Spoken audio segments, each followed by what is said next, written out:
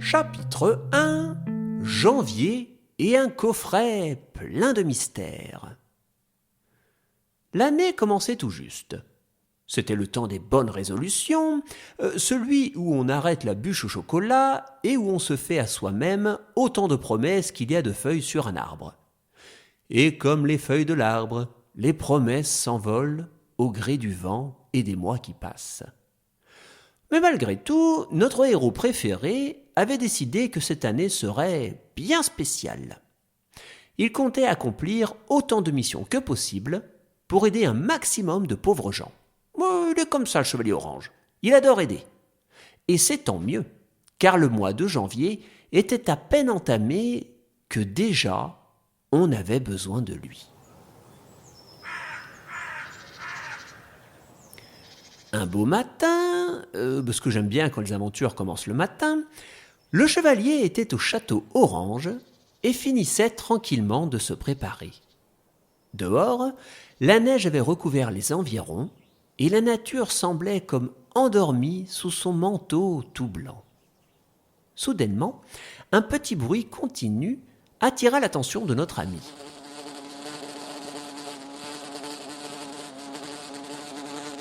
Le bruit venait de l'extérieur, et le paladin jeta un regard par la fenêtre afin de comprendre les raisons de cet étrange bourdonnement. Il y avait devant sa porte un petit animal, brillant au soleil, qui semblait porter un minuscule rouleau de papier. Le chevalier sortit, puis accueillit dans la paume de sa main la petite créature. C'était un colibri, tout doré.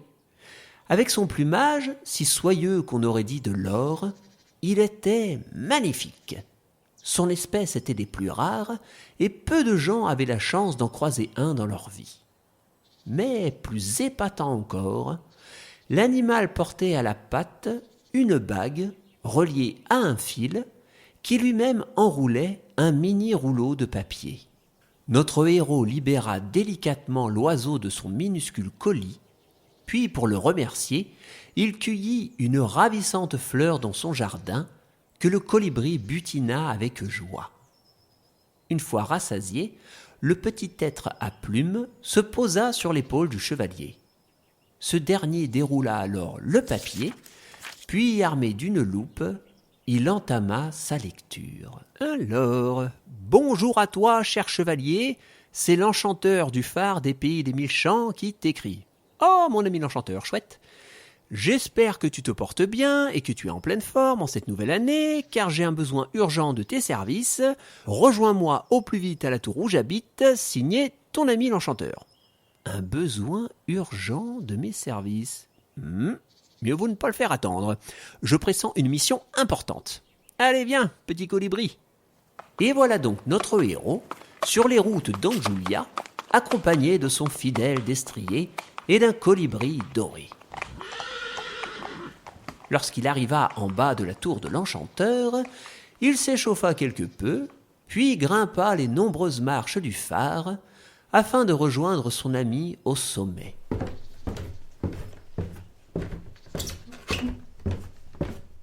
Plus il montait, et plus il pouvait voir les champs, tout blancs de neige, qui s'étalaient le long du chemin. Enfin, il se retrouva tout en haut. Comme à son habitude, le camarade du chevalier l'y attendait. « Ah, chevalier orange, te voilà. Je suis bien heureux de te voir si vite. Le temps nous est compté, j'en ai bien peur. Mais installe-toi, nous serons mieux devant une tasse de thé. » Pendant qu'il s'installait, le petit colibri alla se poser sur un perchoir qui lui était destiné. « Ah ah, je suis ravi de te revoir, mon ami. Sacré oiseau voyageur que tu as là. Un colibri doré. Pourquoi ne pas avoir recours à des pigeons comme tout le monde, ou des corbeaux comme les sorcières ?»« Eh bien, mais parce que je suis un enchanteur, et que j'ai la classe. Mais passons. Lors de recherches pour trouver les ingrédients d'une potion, je suis récemment tombé sur un grimoire qui contenait un manuscrit très ancien parlant d'un dragon immortel. Connais-tu bien les dragons, mon ami ? » « Alors, je sais qu'il leur pousse une corne tous les 1000 ans et qu'à chaque corne, ils deviennent plus forts. »« Bravo, tu es très cultivé, dis donc. » Non, en fait, j'ai juste écouté le début de l'histoire, comme tout le monde. Ah, bon.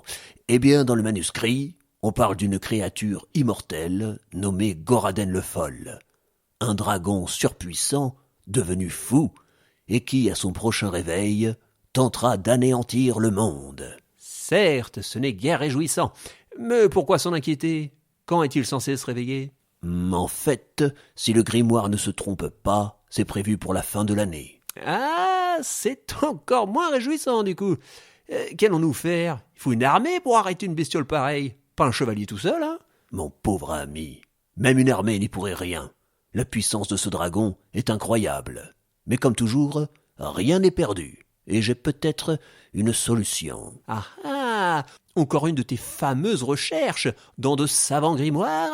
Non, j'ai juste lu le manuscrit jusqu'à la fin. On y parle d'une berceuse magique qui serait capable d'endormir n'importe quel être vivant, même un dragon surpuissant. Intéressant. Et qui donc a eu cette fabuleuse idée? C'est Goraden le Foll lui-même.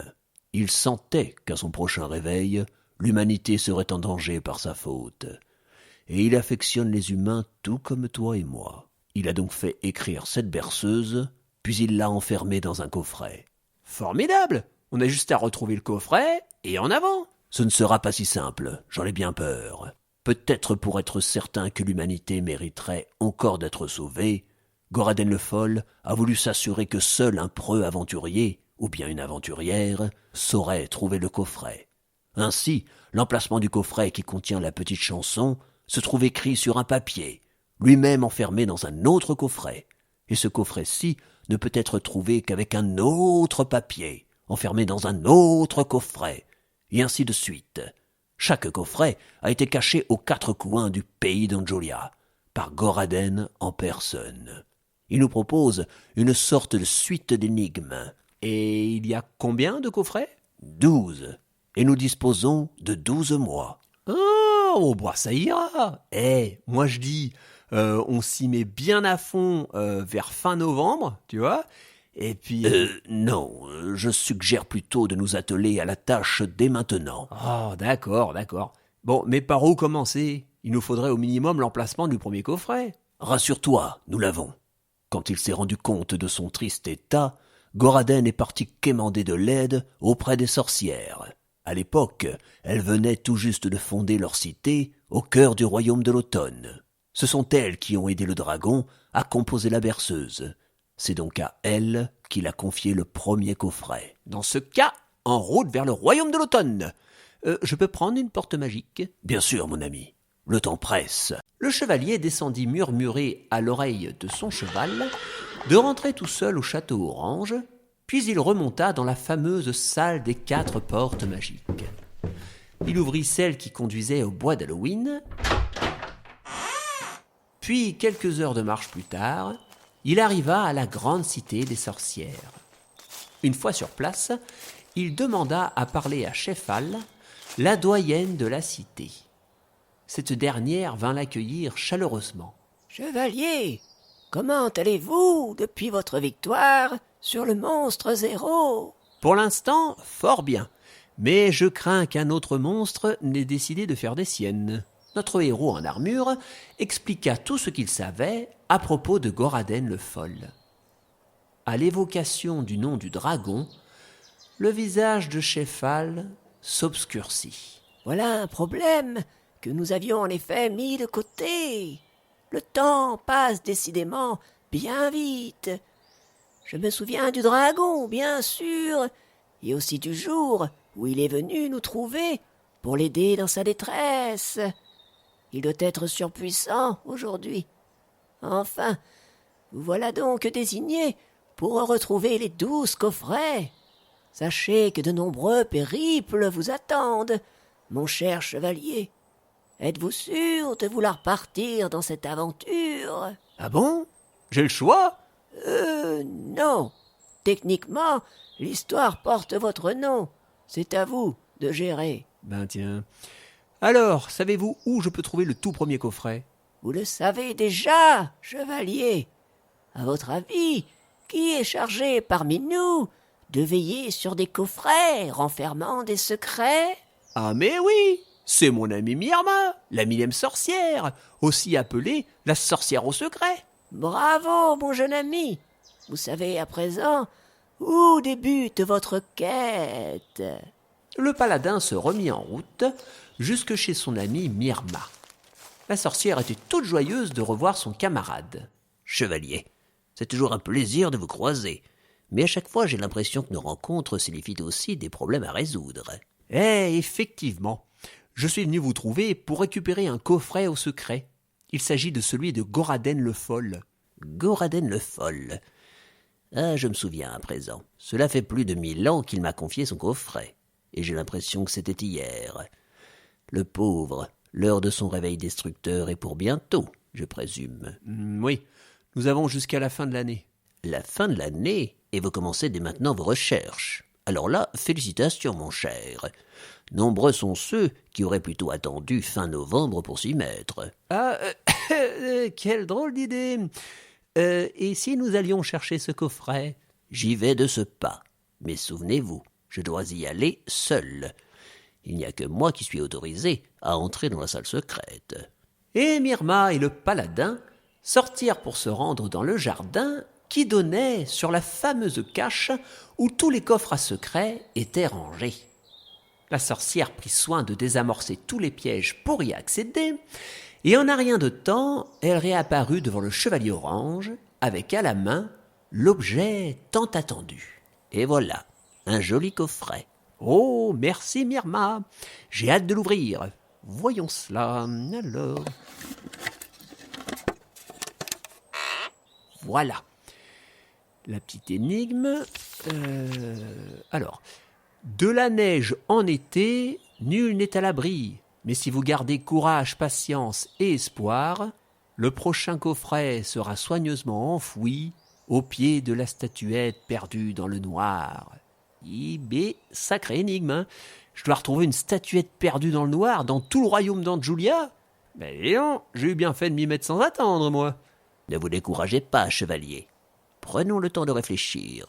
Il nous faut juste une piste à suivre. De la neige en été, nul n'est à l'abri. Où neige-t-il en été? Oh bah ça c'est facile. Dans le royaume de l'hiver. Alors vous devriez commencer vos recherches là-bas, si vous voulez mon avis. Mais oui. En plus je connais un vieil ermite qui habite dans les montagnes qui bordent le royaume. Il s'appelle l'ancien de la forêt de l'étoile de givre. Parfait.